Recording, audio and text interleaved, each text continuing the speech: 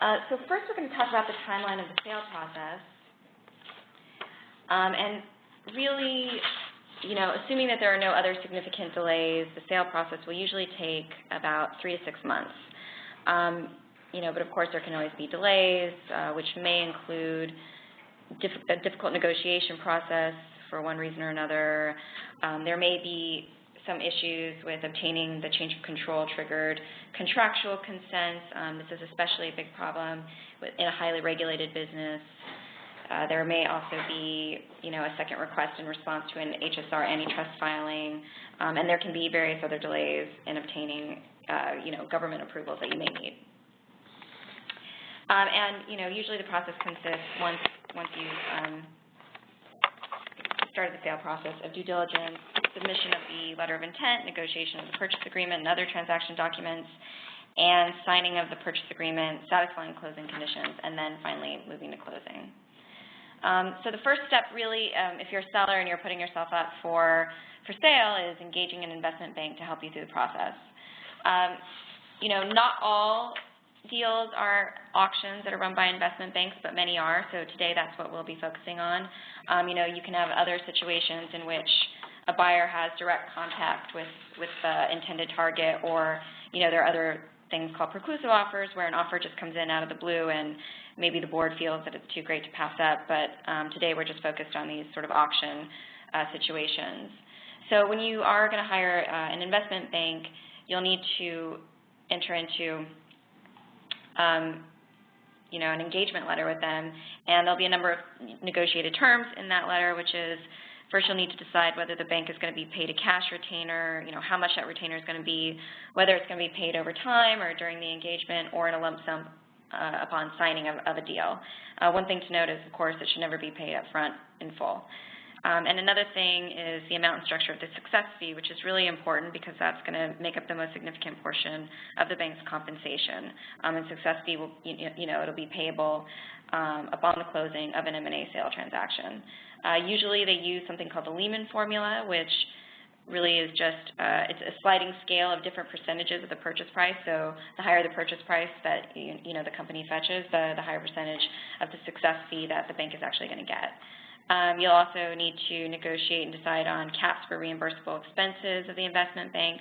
While the bank is working on the sale for you, they might have costs related to travel, research, and so on that the seller should be reimbursing them for. And you'll also need to discuss whether or not the bank would actually get a success fee just in the case of a sale of the company, a complete sale, or whether they might also get a fee for a minority investment. And finally, something that you really need to discuss is the duration of the engagement and the tail period. Tail period is really talking about if the engagement lasts, say, 6 to 12 months, and there's no deal done during that time, but maybe a potential buyer that the bank actually put the seller in touch with, maybe there is a deal that happens sometime, say, in the next 2 years or so during the tail period, and in that case, the bank would go ahead and be entitled to its fee. So now we're going to talk about starting the sale process once you've engaged the investment bank. The first thing that the seller is going to want to do is put together what they call a teaser, which is basically a 2- to 3-page summary of the target's business. It might go into sort of hinting at your revenue sources, when the company was founded, products and services, but it's not going to include any confidential information about the target. There's no NDA, no confidential, basically non-disclosure agreement required at this point. And then if, different parties are actually interested, once they've reviewed the teaser, they will have to sign an NDA, and then they're going to be able to get the confidential information memorandum, and the memo will, contain more complete information. So 10 to 20-page description of the target, the business, customers, suppliers, markets, financial statements and projections, and so on. It's similar to prospectus. And then at that point, there'll be management presentations, which is basically face-to-face or on-the-phone meetings between target's management team and any potential buyers. And just something to note, lawyers usually really aren't involved in this process, and they don't attend the management presentations, but that's all going on in the background. And then, once you've established that there is interest maybe between a few buyers, you're going to go into due diligence. Now, course, it's important to do financial and accounting due diligence, which is really a review of the target's historical financial results and projections. You want to make sure all of that is, up to date and standard and so on. That's usually going to be done by an outside accounting firm, but some buyers do actually do that internally themselves. And then there's also going to be legal due diligence, which is really where you, the lawyers, come in. You're going to be reviewing the target company's equity and debt documents, their material contracts, intellectual property that they may own or that they may license, their labor arrangements, agreements, plans, environmental. You want to see their tax information, any kind of litigation that they may be party to, regulatory matters, and those are just some of the things that you're going to focus on. Really what you're looking for here is you want to make sure this is a clean company, and if there are any areas of risk that you as a buyer may be taking on, you want to make sure that you are aware of those, that you can really factor that into your evaluation of the target, or decide whether or not this is really a company that you actually want to, or that your client wants to acquire. So you're going to be focusing on things like change of control triggers as far as contracts and regulatory approvals, just meaning that, if a material contract with a customer, a huge customer, say, has a change of control provision which allows them to terminate upon the change of control, you might have to think about that because that is an area of risk if the transaction goes through. And then, usually at this phase, there might be a phase, they call it a phase 1 environmental analysis of industrial companies. And something else to note is that while you're doing the due diligence, it's usually going to be run by the seller's investment bank. They'll set up the virtual data room, and the buyer's lawyers will be able to go in there, review all the documents that are provided online in that data room, and then the buyer's going to be able to submit a supplemental legal due diligence request list if there's anything more that they need to see. And then, at the end of that process, usually the buyer's lawyers are going to be putting together a legal due diligence memo, probably on an ongoing basis, but definitely at the end of that process, just to let the buyers know what they found so that that can be factored into the negotiation process. And, of course, there's also business due diligence to be done. Lawyers aren't usually participating in this, so it's usually the business people on the buyer side, and their goal is to understand the strengths, challenges, and opportunities of the target's business and really validate their reasons and their rationale for buying the target. And, of course, as I mentioned before, they want to establish a purchase price that they're willing to pay. And so that's going to involve a lot of calls and meetings between the buyer and target's management teams, their employees. They want to really look at the key customers and suppliers. And, there will be some overlap with accounting and financial due diligence. And like I said, again, lawyers don't really participate in this part of it. However, the legal due diligence really ties in with all of this because they need to feed that information to their clients so that that gets taken into account, during valuation. And, just to tell you a little bit about the timing, usually the financial and accounting and business diligence happen first. That's because the potential buyer really wants to know if this is something they really want to pursue, because once they get the lawyers on the legal due diligence, that's actually going to cost them a lot of money. So that's usually why things happen in that way. And, because during the business diligence, if the business team finds any sort of fatal issue, they can terminate that deal before they spend too much money on the process. Next, we're going to discuss making the offer. So, as far as making the offer, there's usually going to be a process when it comes to an auction. The seller's investment bank is usually providing bid procedures to interested buyers, and that will usually set out a timeline for the process, how much time they have to do due diligence, when first-round bids have to be in, second-round bids, when the selection of the winner should happen, and so on. And it gives directions on how bids have to be submitted. Sometimes you might see a form purchase agreement with seller favorable terms supplied with the bid procedures package, and then all the bidders mark that up and submit the agreement with their bid letter so that they can review the terms of everyone's offering. Or if not, then the potential buyer is just going to present like a letter of intent and a term sheet that kind of outlines the terms, the key terms of its offer. Something to note, for the most part, offer letters are not legally binding, but, practically speaking, if the buyer decides to go ahead with it, the buyer can't really retrade on deal terms later if they get further in the process. And now we're going to talk about selecting the winner. The seller's board really has to evaluate all the bids and consider the advice of its investment bank. Seller's lawyers will sometimes assist by preparing a table comparing the purchase agreement markups, that is, if there was a form agreement with the initial bid package, and then they'll help the business people assess other aspects of the bid. When they're looking at these bids, the purchase price is obviously very important, but there are other things that they have to take into consideration as well. Also, certainty of closing and other deal terms also play an important factor in choosing a winner. And the seller's investment bank will sometimes prepare, with the help of the lawyers, a waterfall calculation showing amounts that would be received by preferred stockholders, common stockholders, and option holders at various purchase prices. So this helps with the process.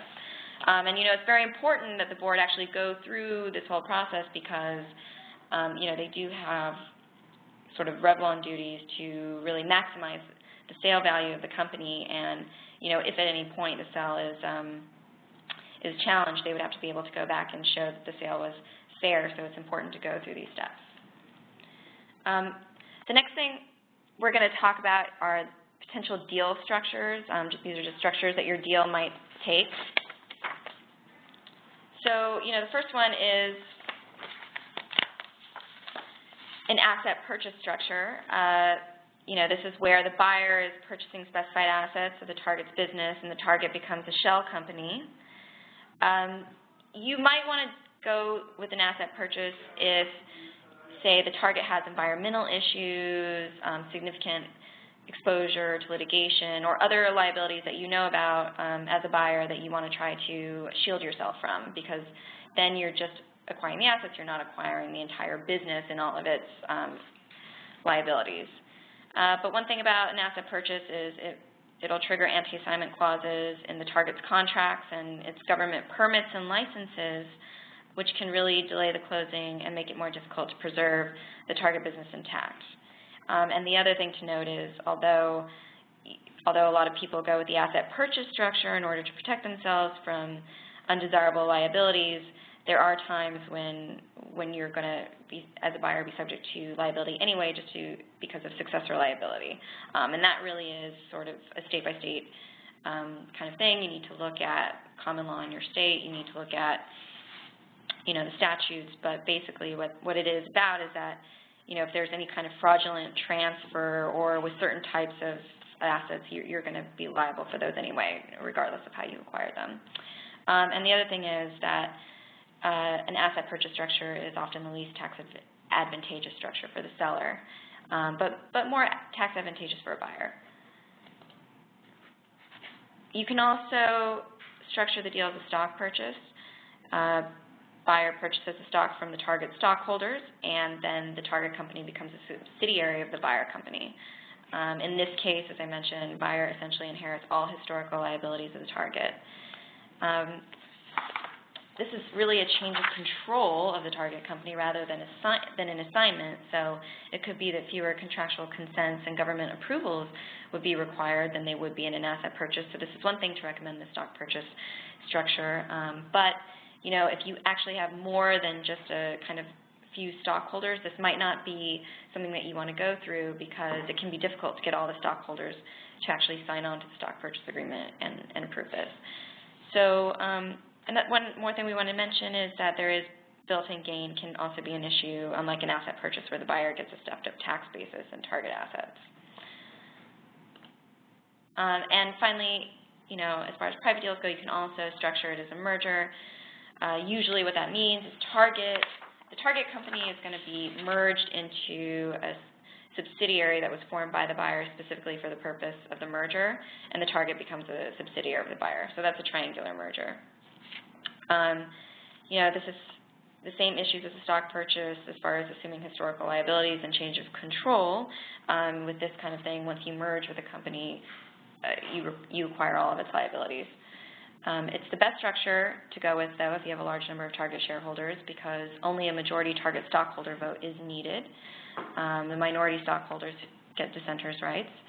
And this could also be tax-free to target stockholders if there's a significant amount of consideration is paid with buyer stock. And, pretty much as far as tax, there's the same issues as stock purchase regarding built-in gain. Next, we're going to talk about purchase considerations.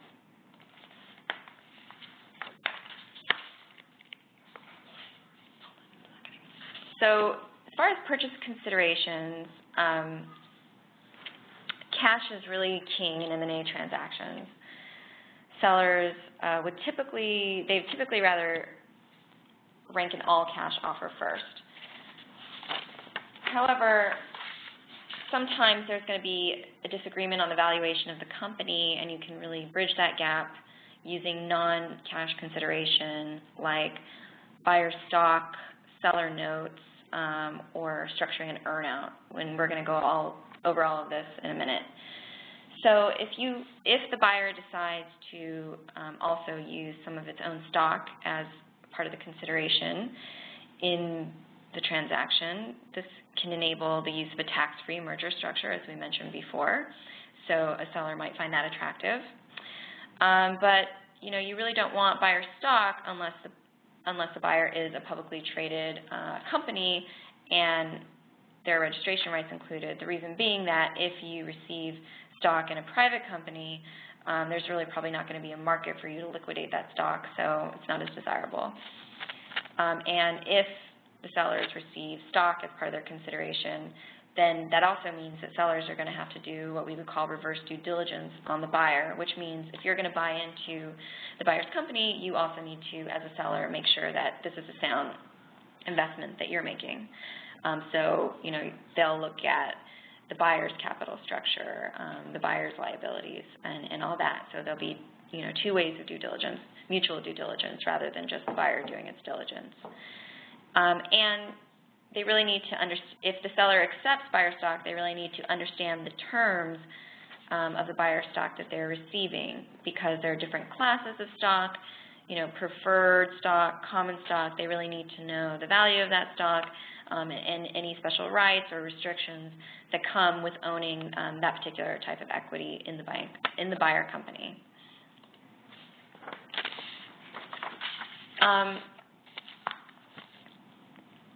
Now, another thing that the buyer could do to bridge valuation gaps with the seller is that the seller can offer notes, promissory notes issued by the buyer to the target stockholders, in essence, seller financing. Now, these notes can be made subject to future conditions. They can be made subject to fixed or variable interest rates. And again, they really help bridge the gap if seller thinks this company is worth X and buyer thinks it's worth Y. Usually, something to note, these notes are subordinated to buyer's senior debt, and the terms of that subordination are going to be a key negotiation point between the parties. And also, notes can enable the target stockholders to actually defer some taxable income from the transaction. So this may be something that the seller finds attractive. And finally, aside from cash, we've also discussed earnouts, which is another way to really bridge the gap. An earnout is where the target stockholders, it's an arrangement by which the target stockholders get additional purchase price consideration if the target business meets financial performance goals after closing. And since the buyer would control the target business after closing, one of the key negotiated points is really going to be the buyer's obligation to provide funding, personnel, and other support in that post-closing period so that the target business has a chance to actually meet whatever these performance goals are. Something to mention about earnouts is, the honest truth is that you really probably want to avoid using them whenever you can, just because, with an earnout situation, litigation is always likely to happen at a later stage. There are a number of issues that can come up with structuring an earnout. They're very, very complicated, but some of the things that you have to think about if you are thinking about entering into this kind of an arrangement is, what is the amount of the earnout versus the closing payment? Obviously, most sellers are going to want to receive most of their consideration at closing and a smaller portion of it as the earnout, but that's going to be a point of negotiation. Another thing that you have to consider is the length of the earn-out period. You don't want it to be too long. You don't want it to drag on forever. At the same time, you really need to strike a balance because you have to give the target business enough time to meet whatever these goals may be. And then another thing is clear performance measures. If you're going to structure an earn-out, you really need to have something that you can really measure. It might be a financial measurement like net income or gross revenue, or it could be something non-financial that you're measuring. Maybe, for example, with a pharmaceutical company target, it might be FDA approval of some new drug, because that obviously would really affect the value of the company as a whole if they were to get that approval and be able to get that drug out on the market. And then, something else you have to consider are the triggers and the payment. There might just be a flat payment, or there might be some sort of a formula, and those are all things that you're going to have to, if you're going to use an earn-out, you're really going to have to think about and negotiate. One more thing to mention with earn-outs is that if the seller does decide to accept this kind of earn-out situation, the seller really should ask for a covenant in the purchase agreement that the target business will be operated consistent with past practice or something to that effect, just to be sure that the buyer, whose motivations may be a little bit different than sellers, is obligated to kind of give it its best shot, so to speak, to meet those performance goals.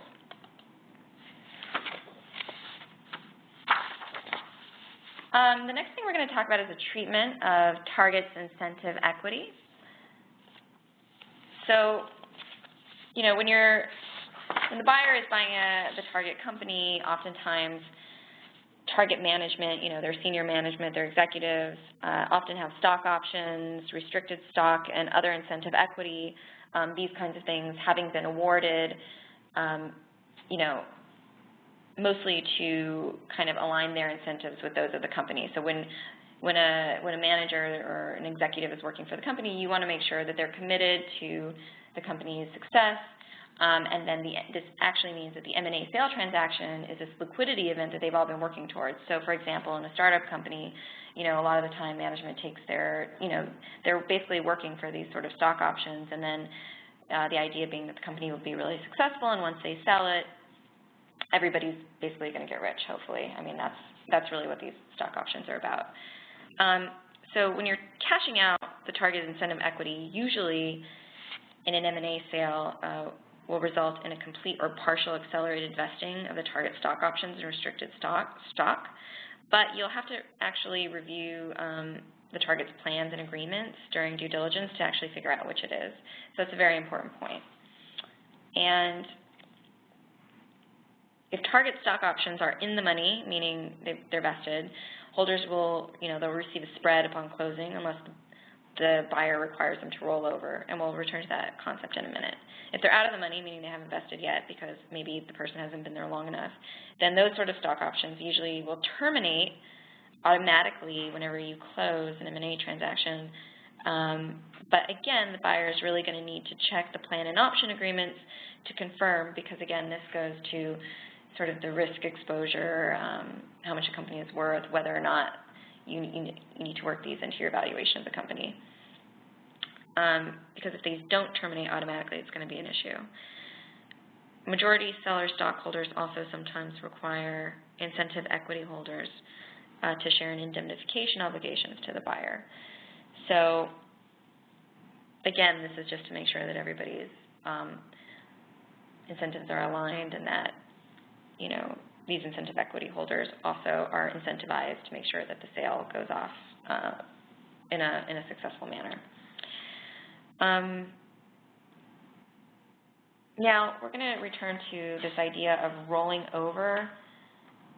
This will usually happen. You often see the rollover of target incentives when in a situation in which the buyer really needs to keep management incentivized. Now, why would they need to keep management incentivized? Well, this is usually going to happen when they want to retain management. So, for example, if it's, say, a private equity company, or a private equity fund is acquiring a portfolio company, well, they may be acquiring the portfolio companies, but they may not actually themselves have the expertise or the industry experience to run that particular company, and they want to make sure that management stays on. And especially, there are some business models where management actually is a lot of the value of the company, and if you lose those people, then, you may as well not have bought it at all. So this is where you start to see these sort of rollover of incentive equity. Now, sometimes the management team wants a partial rollover to take some money off the table because they may want to, defer taxes or something like that. But usually the rollover is implemented by an exchange of target equity for buyer equity, since a target is going to be a wholly owned subsidiary of buyer. So basically, if you're someone holding one of these or some of these incentive equity, then what's going to happen is that, you held stock in the target company, now you'll hold stock in the buyer company. The amount of buyer options received, it can either be a straight exchange based on the holder's role in the buyer organization post-closing. So there are different ways you can do it, and it's helpful for the buyer to be a publicly traded company or soon to be publicly traded, since it's a better path to liquidity. So again, that's just, going over the fact that, again, like if someone's going to accept, buyer stock as part of their compensation, then they're going to want to know that at a certain point they're going to be able to liquidate their holdings and cash out. And of course, if it's a publicly traded company, there's going to be a market for that, and if it's a closely held private company, it's going to be a little bit more difficult to entice people to want to roll over this equity and stay with the company. So next we're going to talk about purchase price adjustments. So oftentimes you'll see there's got to be some sort of adjustment made to the purchase price. That's usually going to be based on the difference between the actual amount at closing of a specified financial measure of the target as compared to the target amount determined when the purchase agreement is actually signed. This compensates, these sorts of adjustments compensate parties for changes in the target business from the time when the purchase price was negotiated to the time of closing, because if you'll remember back to the timeline, it can actually, the process can take 3 to 6 months or perhaps longer, say in a highly regulated industry where there'll be a lot of sort of regulatory consent or something that you need to be waiting on. So during that time period, there can definitely be changes in the business, in the target's business, and those will need to be accounted for. Usually you're going to see this concept in the net working capital idea, which is current assets minus current liabilities. But sometimes you're going to see this net worth idea, which is really, total assets minus liabilities. And, sometimes the adjustment can also be based on something like accounts receivable actually collected post-closing versus the amounts that you saw on target's financial statements, less reserves. Usually with the net working capital or net assets, there's going to be some type of formula computed that's created by the accountants or the finance team, and that usually needs to be worked out ahead of time, and it's also really helpful to bake that into the purchase agreement. Usually you'll do that by attaching some sort of an exhibit. So it's very clear to all parties involved how these adjustments are going to be calculated so that you can make sure that everybody agrees. Otherwise, you may run into some sort of, issues post-closing if there are disagreements as to what the adjustment should actually be.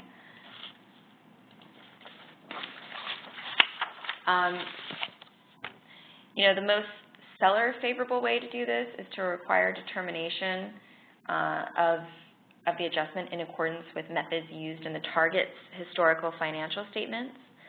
But adjustments can be downward only, which would be a buyer-friendly approach, which means the buyer would basically say in this case, okay, we've offered to pay you X, and if there are any adjustments, then it should just reduce our price. But that's usually not going to happen. You're usually going to see adjustments that can actually be made both ways, and that's more of a seller-friendly, approach. Usually the initial adjustment at closing is going to be based on the seller's estimate and what they call a true-up, which is going to be done within 60 to 90 days post-closing,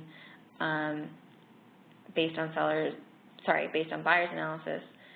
And then disputes, as I said, there could be disputes because the seller says, I calculated at this, and buyer calculates something else.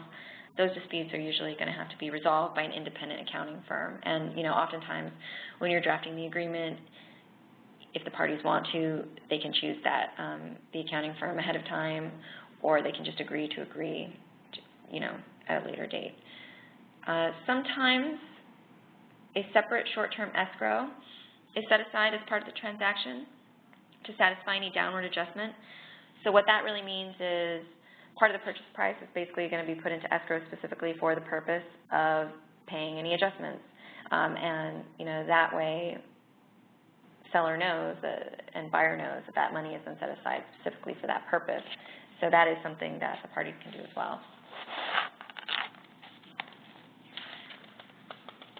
So, next we're going to talk about reps and warranties in the purchaser-merger agreement. These are really important. They're about, really what it's going to be is about 10 to 20 pages, and these are detailed statements, included in the purchase agreement about the target's business, covering all areas that could potentially create liability for the buyer or otherwise reduce target's value to the buyer. Usually what these are is the seller is repping, they're saying, this is our capital structure. We're not subject to any sort of litigation or settlement liabilities. We're not subject to any environmental liabilities. Basically what they are is setting up this perfect world scenario where they're representing to the buyer that there's nothing wrong with the company except for examples or things that the seller has already disclosed to the buyer, and those are actually going to be referred to in what we call the disclosure schedules. So those disclosure schedules are attached to the back of the agreement, and those set out, all of the liabilities, et cetera, that the buyer is supposed to be aware of when it's acquiring this company. So it's really, again, the disclosure schedules describe the instances in which a target's business deviates from that perfect world. So again, like I said, you might have a rep that says, we are not subject to any environmental issues except for those disclosed on Schedule, 1.3B, or whatever it is. And then you flip back to the schedule and you'll see what those are.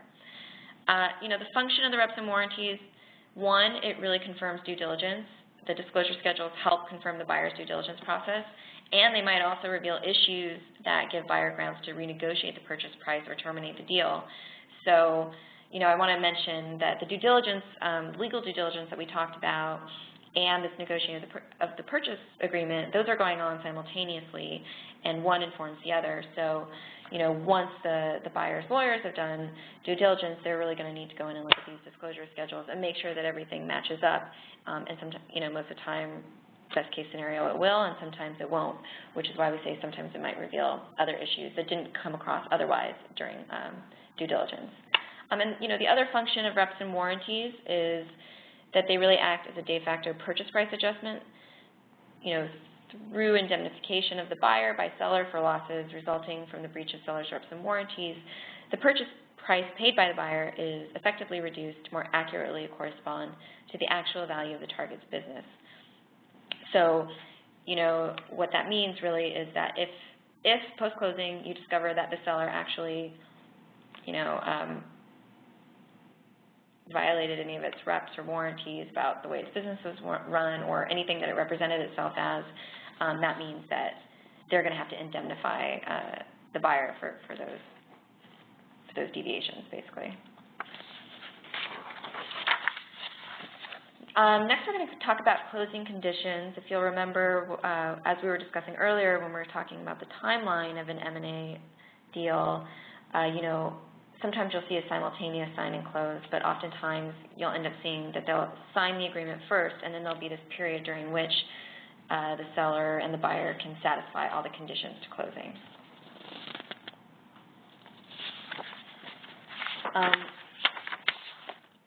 So again, during that time period, the closing period, parties might be gathering contractual consents from, say, suppliers, customers, whatever it is, government approvals, and other things that they need to close the deal.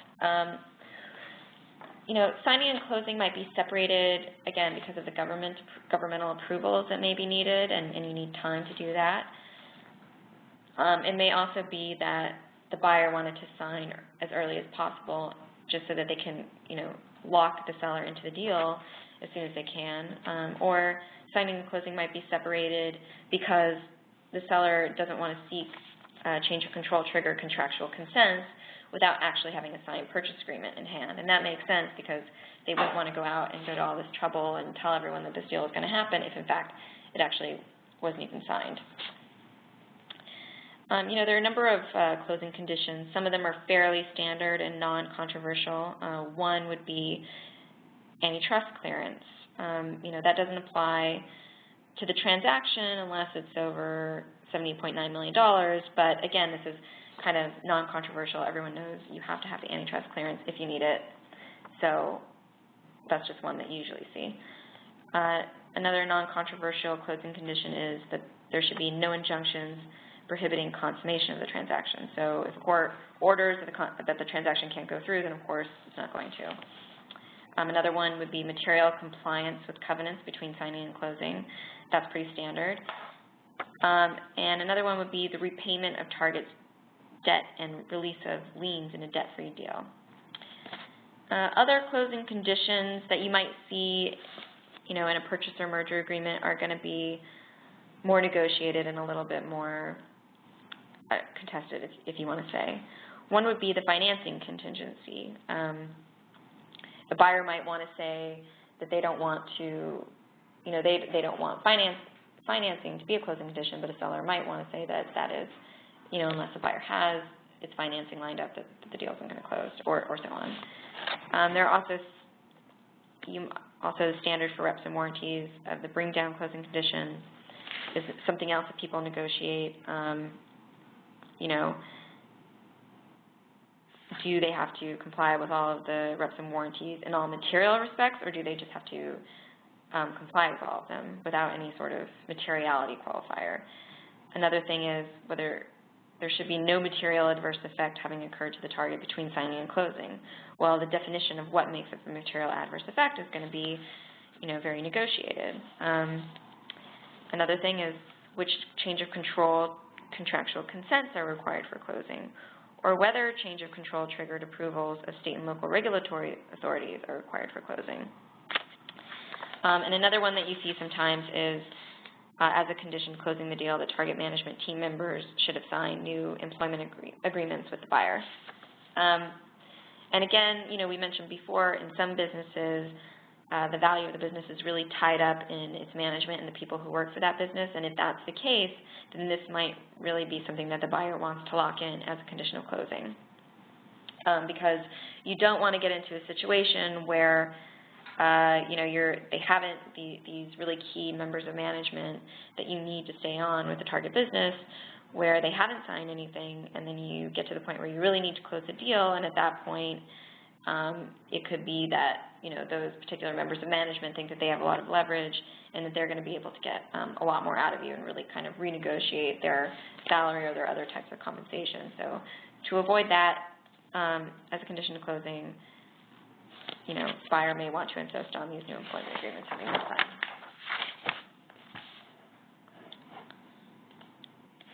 signed. Next, we're going to talk about non-compete and non-solicit covenants in purchase agreements.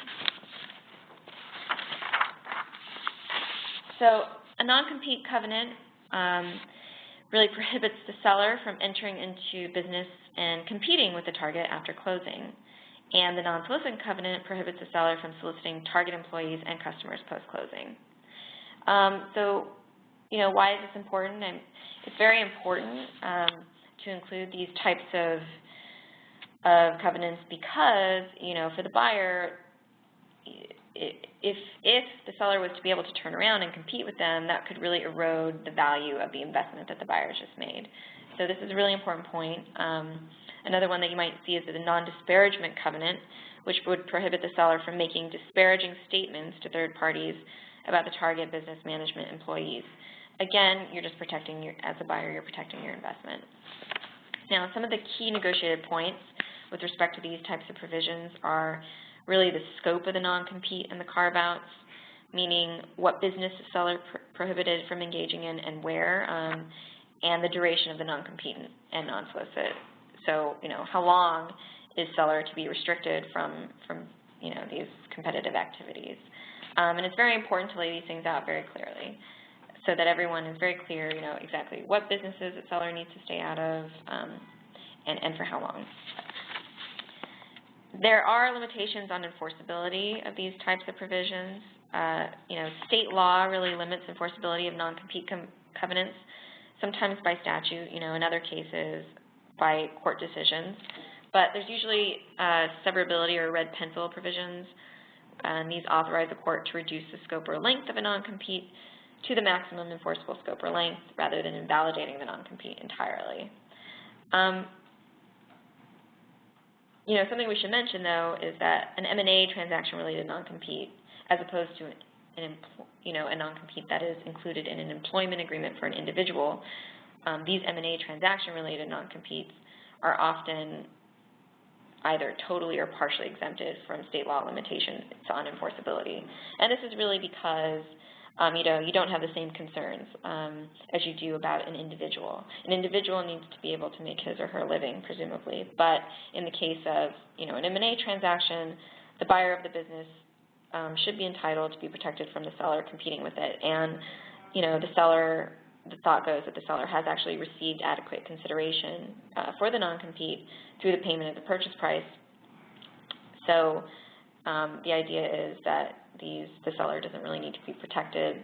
They knew what they were getting into, and they've been more than adequately compensated. So again, if it was an individual that you were trying to restrict from competing, you're going to have a hard time doing that, just because courts are worried about this unequal bargaining power present, between an employee and a company. But when it's really company to company in a sort of M&A situation, these non-competes are usually going to be enforceable.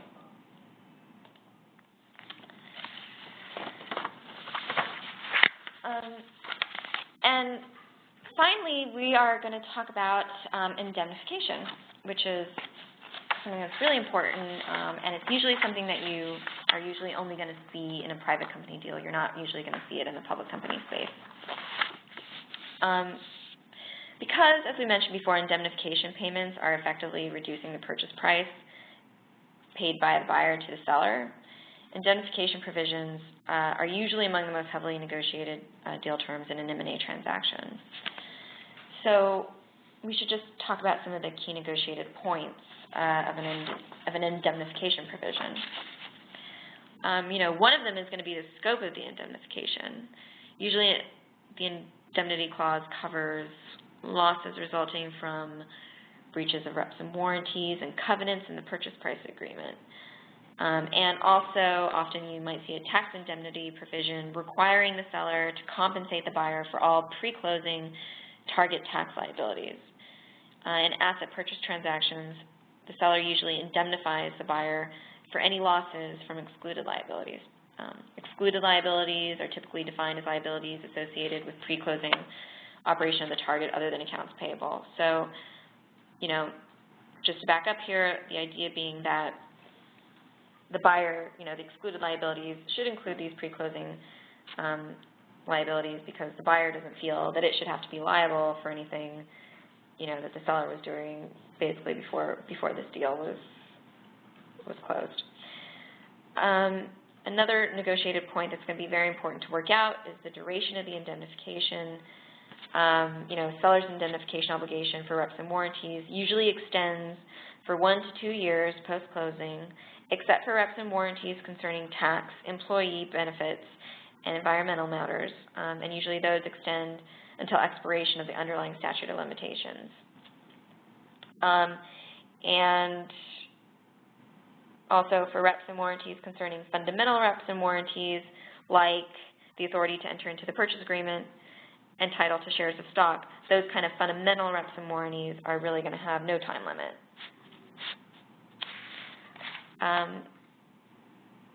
So moving on to the next thing, when you're talking about an indemnity provision, it has to be very clear who is on the hook, so to speak. In a stock purchase or merger, the target stockholders are usually responsible for providing indemnity to the buyer, but in an asset purchase transaction, the target entity usually provides indemnification, sometimes with a stockholder guarantee since the target will be a shell company. Now, obviously, in that sort of asset purchase transaction, the stockholders are going to want to hold out and not give any kind of guarantee if they possibly can, but each target stockholder is usually responsible for its pro rata portion of indemnification amounts other than those resulting from its individual actions. So individual actions such as reps concerning ownership of shares, breach of its non-compete covenants. Next, you'll really want to talk about indemnification deductibles and thresholds. Usually sellers' indemnification obligation is subject to either a deductible, which means if it is, then that means that buyer is forced to, absorb the first X dollars in otherwise indemnifiable losses before it goes to the seller, or it could be subject to a threshold, which means buyer has to wait to make an indemnification claim until it has losses at least equal to this threshold amount. But, thereafter, the buyer should receive full compensation for all losses back to the first dollar. So really this threshold thing is more of a deferment mechanism than anything else. It just depends on how you want to work that out.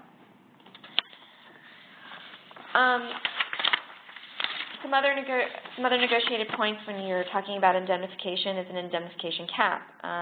Usually the seller, even though it's going to indemnify the buyer, it's not going to be liable for just any amount. Their total possible indemnification liability is typically subject to the cap, sometimes as low as 10 to 20% of the purchase price amount, or it can be as high as the full purchase price amount, but usually not above that. Sometimes there's also an indemnity cap in which an individual seller cannot be subject to indemnification obligations in excess of the amount of transaction proceeds received by it in connection with the deal. Or sometimes the indemnification escrow fund is the buyer's sole remedy for indemnification, which effectively acts as a cap on the potential indemnification liability of the seller. So I want to back up a little bit and talk about, we've talked already about having an escrow fund.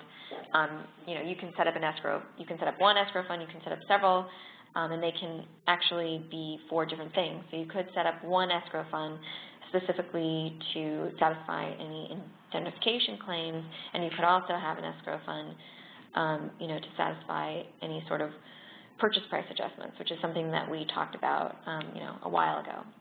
So that's something to keep in mind. And if you are going to have, escrow set aside for different things, my personal recommendation would be that you should make them separate. Now, the next thing we could talk about as far as indemnification is an indemnification carve-out.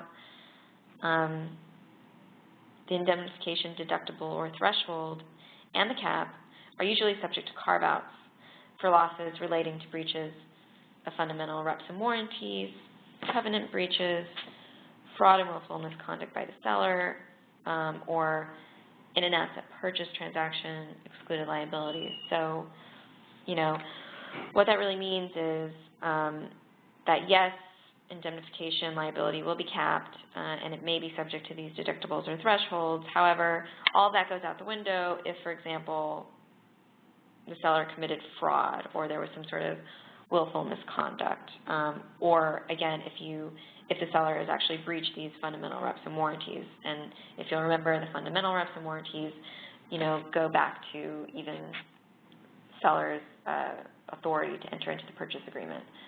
So those are just some really serious things that shouldn't be subject to a cap, and that's why we have these carve-outs.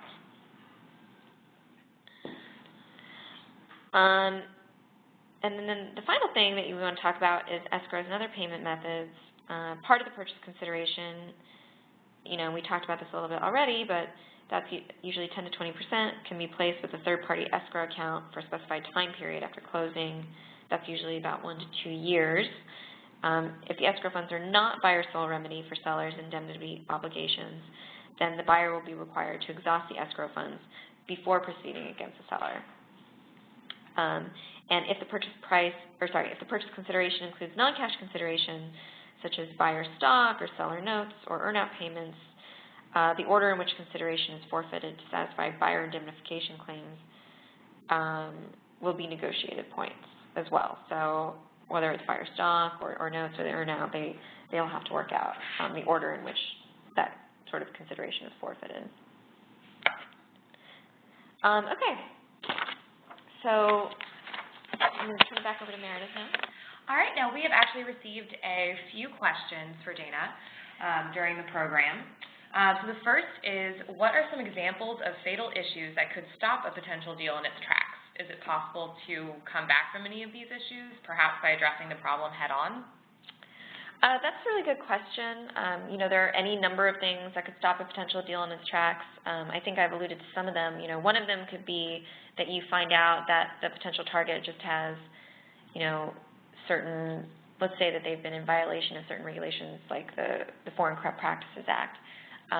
Then as a buyer, if you find that out, you really have to ask yourself whether or not you want to buy this company, because if you do, you could be subject to successor liability, which means you could end up paying for these violations. And that's been a really big thing in recent years.